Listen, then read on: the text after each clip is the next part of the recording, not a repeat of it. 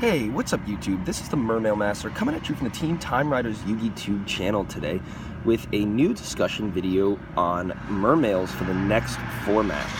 So as you may know, mermails weren't really touched on this list. This list touched a lot of decks, however, that made mermails uncompetitive. And it looks like someone at Konami has a guardian angel for mermails and really giving them the opportunity to explore themselves the next format. Looks like the deck is going to be free wins. And I'm looking forward to doing a little bit of a discussion video on where mermails are headed next format. But first, I wanted to do a little video on tech cards in the deck and discuss about, like, with the format maybe slowing down slightly and not sure where the format is going to be going, how mermails are going to be continuously improving and continuously working to become better. So first and foremost, I'm going to go through each of the cards and discuss why I think that they should be in the deck or whether or not they should be in. So I'm currently working on a new build, and one of the first things that I did was really try and remove the Kaiju engine from my mermails. I kept a little core of 2 Gamisio, but I removed the Radiant and I removed the Humongous, as well as the 2 Interrupted Kaiju Slumbers. These cards were great during the format where Beatrice was at 3, Dark Destroyer was at 3, and Ether Stormforth was a very big thing. But with those cards getting eliminated, with non-targeted destruction being a much smaller part of current format, I'm guessing, than targeted destruction, it's going to be really interesting to see, if we can bring back some of that versatility that mermails used to have, and not really have it be so much of as a boom or bust OTK deck, but more of that versatility with, Pike and Lind and Turge and all of those different cards that we ended up having to take out for the sake of OTKs and consistency. So I removed the Kaiju engine in the deck, and I'm testing out a small core of like Pike, Turge, Lind, and then an extra Sphere to see really how I like the deck and to see if we can maximize maybe some of those first turn plays and sort of front load some of the deck that was backloaded due to the previous format. The next card I want to showcase is Instant Fusion, mostly for the same reason. I bumped this card down to 2, but I'm thinking about bumping it back up to 3, mostly because of the fact that, now Thousand Eyes Restrict is at 3, but also that the elimination of non-targetable stuff is becoming like a bigger thing in the format. So 3 Instant Fusions and then maybe a core of Thousand Eyes Restrict would be kind of okay for it. But Instant Fusion enables those plays, but it also enables rank 4 plays, and I think like with Burning Abyss not being hit as nearly tough as it was before, that putting a Dweller on board can be very, very crucial.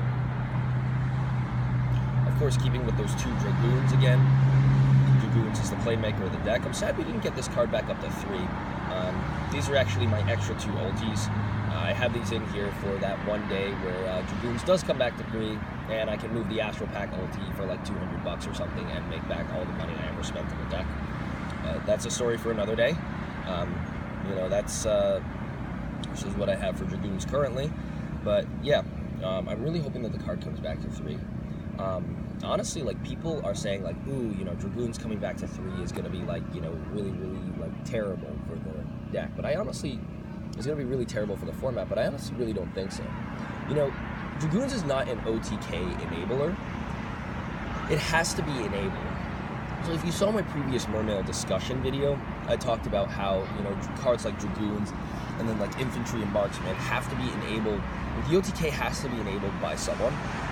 So, not having the ability to like trigger itself is a very key part where I think that Dragoons at 3 would not be as broken as, for instance, if you knocked up Diva to 2 or you knocked it up to 3. Dragoons at 3 would really just add more consistency, honestly, and get you to see some of your plays faster, but I don't think it would be totally game-breaking. Then we have the Undyne and Controller engine. I'm actually a very, very big fan of this engine, but I removed it out of the deck because I thought that Neptibus really encapsulated what the engine was going for better. But Undyne Controller is a very, very crucial engine and was for a long time in Mermails, and I'm hoping that something comes along that will allow me to add it back in. There's some pretty cool combos with it that allow you to play with like Megalo and then be able to summon the Undyne and the Diva in the same turn by doing some shenanigans with with Atlantean heavy infantry.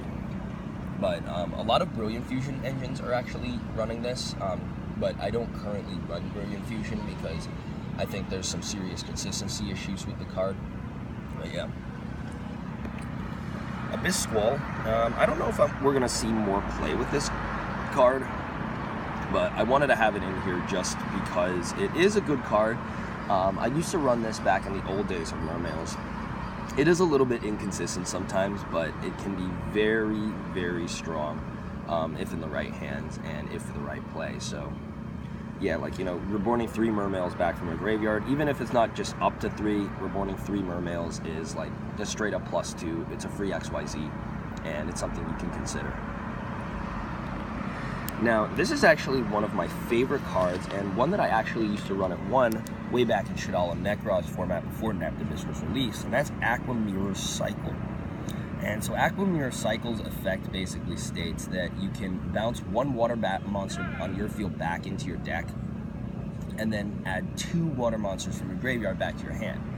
And this is a really cool kind of reactive card to help, like, you know, a Megalo or some other type of card, like skip battle phase destruction on your opponent's side of the field, or like if your opponent triggers like a drowning mirror force or something like that, flip Aqua Mirror Cycle in response. You know, your monster's going back to the deck anyway, but in the process you can get back 2 monsters, and there's no level limit, there's no type limit, there's nothing, no real limit. It's just 2 water monsters, so you fetch back 2 Dragoons or something like that, activate the effect of the Dragoons, like research out the Megalo you just sent back to the deck. Be very, very, very good card. So I'm looking forward to like putting this back in the deck and trying to test it now that the format is starting to shift a little bit, and we're starting to see some new decks on the horizon, such as like Blue Eyes and such as the ABC Busters are coming. Yeah. Same thing with sort of Mermail Abyss Pike, putting back in level 3 monsters. There wasn't really any reason to run it before, but I'm looking forward to see if, you know, we have more guns and we have more Lins in the deck that, you know, putting an Abyss Pike in there would be super useful. So I'm currently trying to bump it up to 2. Atlantean Marksman and Heavy Infantry, very, very good cards. Depending on whether or not the format focuses on face-ups and face-downs, I might bump either one of these cards in my Mermail deck from 2 to 3, but both of them are super, super good. You know, Marksman for those OTKs, Infantry for that extra summon, but yeah. Both of them are like Dragoons. They have to be triggered, unfortunately, so there's not like much of those plays. So I don't think the Atlanteans themselves are inherently broken. I mean, just stuff like, you know, Neptibus, for instance, just is very inherently broken. And then finally, Abyss Lind is a very, very good card that you can, of course, run in anything. But I think the problem with it is, you know, you have things like Storm and Mirror Force, and you have things like things don't destroy other things anymore. They just bounce it back to the deck, and there's nothing that Abyss Lind hates more than being triggered and then getting bounced into the deck.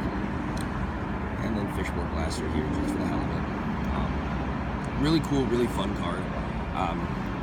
Running banned tournaments, like they're always like, oh, you can you know, play 2 banned cards back in your deck again. And the cards I always use to play are Fishboard Blaster and Bryanek, and of course I always win. This card is absolutely insane. An extremely, extremely good card. One day I hope that it comes back, but I'm just afraid that, like, you know, it's one of those cards that's, like, when it comes back, people are going to find a way to abuse it. But, yeah. You know, that's, those are a cool little fun thing that I wanted to put there on the side. But, yeah. So this was a Mermail discussion video for the new format. I really hope you enjoyed this video. If you did, please remember to like, comment, and subscribe to the Team Time Riders YouTube channel. And this has been the Mermail Master, signing out. Peace, you guys.